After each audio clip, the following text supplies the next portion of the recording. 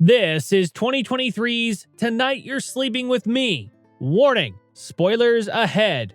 We start off with Nina decorating the living room with her kids, and soon, Maychick shows up and is amazed at the sight of the living room. The kids greet him with a big smile, and Nina looks a little sad about him being there. She points out that he's come home earlier than expected, and he claims that it was a mistake now that he sees how things are going. He goes to the fridge to look for something to eat, and Nina asks if he likes her outfit. He tells her that she looks better in gray, and he leaves it there.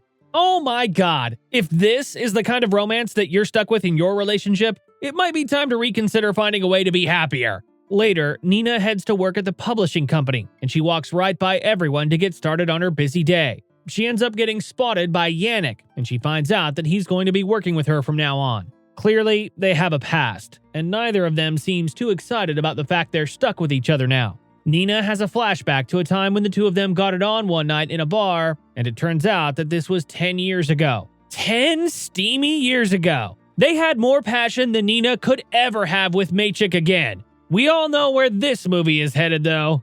10 years ago, both Nina and Yannick believed they were meant for each other, but now Nina is awkwardly going over the protocol for their department. To make things even more awkward, Nina's co-worker, Agnieszka, shows up and starts hitting on Yannick right at his desk. Nina ends up shooting her off, and she finishes giving Yannick the welcome talk.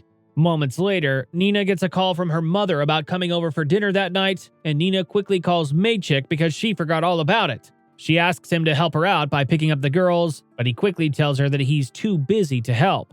Maychick calls the one person she asks him not to call for help: her mother! That defeats the whole purpose of trying to keep her from realizing that Nina forgot about the dinner. She rushes over to the school just to find out that the kids had already been picked up. That's a jerk move. When Nina gets home, she finds her dad is already there to help set up, but he tries to tell her that she needs to be in a relationship with someone who is willing to help her out more. It turns out that this dinner is a celebration for Nina and Maychick's 9-year anniversary. I'd imagine that all 9 years weren't like how they are now, but that's gotta be draining. After dinner, Nina asks Maychick to make love to her, and he reluctantly agrees to get it over with quickly. When their daughter walks in, he quickly lets her interrupt them so Nina has to wait. In the morning, Yannick is already waiting for Nina at work, and they start brainstorming ideas. Nina is really impressed by how quickly Yannick jumps right into opening up, and the two of them actually seem to work together. While they talk, Nina remembers back when Yannick asked her to go to prom with him, but she turned him down because she didn't want people to make fun of him for liking an older woman. In the present, Nina gets a little flustered when Yannick mentions love, but he's more surprised to find out that she has kids. Well, it's only been 10 years. These things do happen. Of course, he's sad because he had planned on having 2 girls with her all those years ago. You know, when he was still in high school. Later, Yannick's sister, Eliza, comes over to his apartment to see how he's settling in, and she immediately notices that he's acting a little off. She quickly guesses that he's in love, and she tries to get some more information out of him.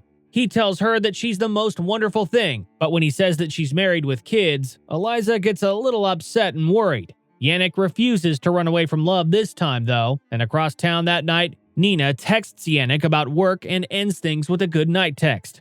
After that, Nina heads downstairs to drink some wine with Maychick, and he tells her that he's going to take his yearly month away in Iceland a little earlier this year. Are there parents out there who really take a whole month off for themselves? You can afford to do that kind of thing?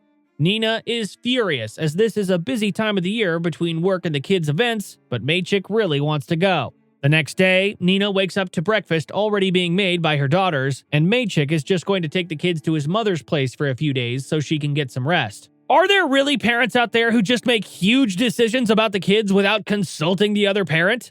Later, Nina gets to work taking pictures with Yannick, and the next day, Nina and the girls get ready to take Maychick to the airport. Only, Maychick has once again changed plans without telling Nina, and he's hired a driver so they don't have to argue. Maychick goes to give her a goodbye kiss, but Nina isn't having it. Nina decides to take advantage of her day off, and she takes the girls to the park. That evening, Nina goes out to eat with Yannick, and she tells him that she feels so valued when she's with him. Yannick is the perfect gentleman during their dinner, and he takes a bunch of pictures of Nina that he looks over before going to bed. At the same time, Nina does the same.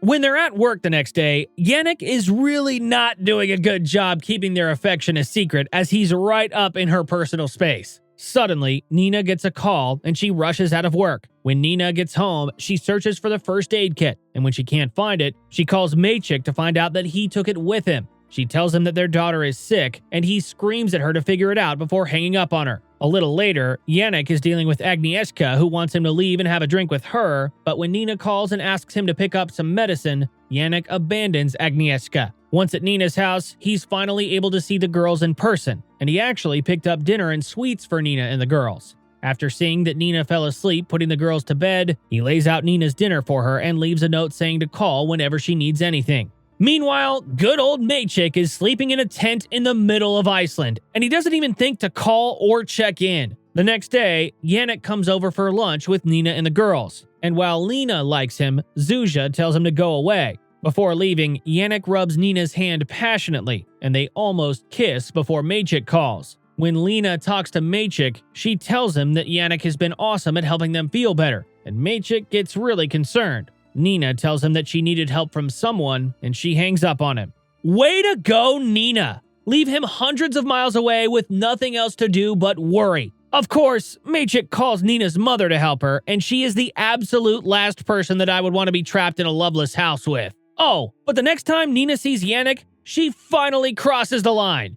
When Nina goes home, her mother lays into her about how she's been conducting herself with her children, and Nina can't stand to be around her anymore. Her mother says that she'll be staying until Zuzia feels better, and Nina gives her a timeline of 3 days. Later, Nina goes for a walk with Yannick, and he tells her that she should come over that night. Better yet, he actually says the title of the movie as his way of demanding it. A little bold, but there's obviously something going on here. Nina comes over to Yannick's place, and she loves how his style matches hers. Yannick points out that this place looks nothing like her place, and she tells him that it's just because of Maychik. Then, the two of them get really up close and personal. Back at Nina's house that night, Maychik does a video call with the girls, and he finds out that Nina has been supposedly working nights since her mother is there. The next day, Nina decides to go to a secluded spa with Yannick, and she mentions coming back with him later on. This shows Yannick that she plans for this to be an ongoing thing, but then she tells the masseuse that they aren't a couple. On the way back to town, Yannick asks why Nina doesn't drive to work, and she points out that the car is Maychik's. She tells him that she doesn't have anything for herself aside from the kids, and he tells her that she can have him. Actually, they don't go back into town. They go to a random lake and make out some more. I don't think they've actually gotten any work done. At least, not since they started fooling around. Then, Yannick drops the question of Nina moving in with him. I think things are a little more complicated than that. That night, Nina sits outside and thinks about how she really feels. Her mother finds her crying there. Nina tells her that she's fallen in love, and her mother tells her that she has to be absolutely sure of what she wants before she ruins what she has. Nina's mother might not be the best and most personable person, but when she breaks it down, she really hits the nail on the head. The next day, Nina tells Yannick that she can't handle balancing everything alongside him, and she tells him to take a job at a rival company. Yannick is worried that she's making a rash decision, but she puts an end to everything. Meanwhile, Maychik has a room in Iceland, and after listening to his story with his ex-girlfriend, Maychik seems to gain a new perspective. The next day at work, word gets around that Yannick is going to the other company, and Agnieszka comes over to rub it in Nina's face one last time. Later, Nina gets a call while at home from her mother, but she's not feeling very social. When Nina picks the girls up from school, her dad is outside waiting for them, and they go to the park to talk. This dude really doesn't like Maychik, and he's throwing out all sorts of facts to try and get Nina to see things in a different light. The only thing that he's not saying are the actual words, "Break up with him!" He admits that he lived through a similar situation where he chose family over love for the sake of his kids, and Nina believes that's how it should be. Nina thinks that the children's happiness is all that matters, but her father points out that the children can't truly be happy until the parents are happy. Across town, Yannick is reading in his bed alone. Then there's a knock at the door, and he's surprised to find Nina there when he opens the door. She immediately starts kissing him, but Yannick stops her because he feels like this will just make things harder. Nina isn't stopping though, and they quickly end up on the bed. Oh snap! Nina butt dials Maychik, and he listens to her tell Yannick that she loves him. Not just that, he hears everything else. Maychik eventually hangs up and goes outside feeling sick, and he runs away. When he eventually gets back to the house, he calls Nina, and he asks her who he heard with her earlier. Nina tries to calm him down, but Maychik is distraught. Nina leaves and walks all the way to Yannick's house where she tells him that Maychik knows and she wants to fly to Iceland to end things in person. Yannick holds her to help her calm down. The next day, while Maychik is walking to the airport to meet Nina, he comes across an unconscious body that fell down a crevice, and he decides to go down to help them. Meanwhile, Nina is picked up at the hospital and taken to the Iceland response team post to wait for Maychik. Maychik is told to wait and not go down to help, but what does he do? Goes right on down and ends up getting hurt. Genius! While in the car, they get a call that Maychik was in an accident, and they drive to the hospital instead.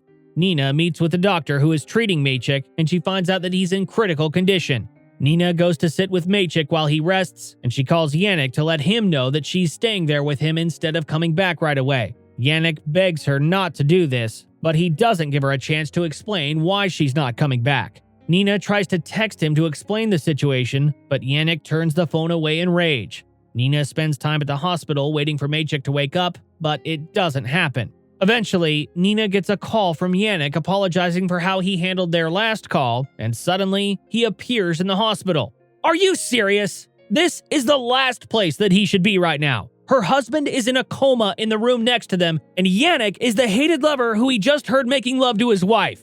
Go away! That's exactly what Yannick decides. He decides to give Nina some space so that she can figure out what she wants to do, and she goes back in with Maychik. After 4 days, Maychik slowly wakes up, and he tells Nina that he just wants to talk with her because he missed her so much. Nina isn't sure that his new perspective is enough, but he assures her that it's a step in the right direction as he still loves her. Nina goes to hold his hand, but Maychik can't feel anything there. She assures him that everything will be okay, and he begins to cry. That evening, Nina goes for a walk around town, and she reflects on her feelings as the sun sets. Then, the credits roll. I'd say this was a heartfelt attempt at looking into the consequences of following your heart or your head, but there wasn't much new in this one. Still pretty good though. Give it a shot. Thank you for watching, and I hope you enjoyed the video. Don't forget to like and subscribe for more like this one. Comment what you think I should watch next, and I'll see you in the next video.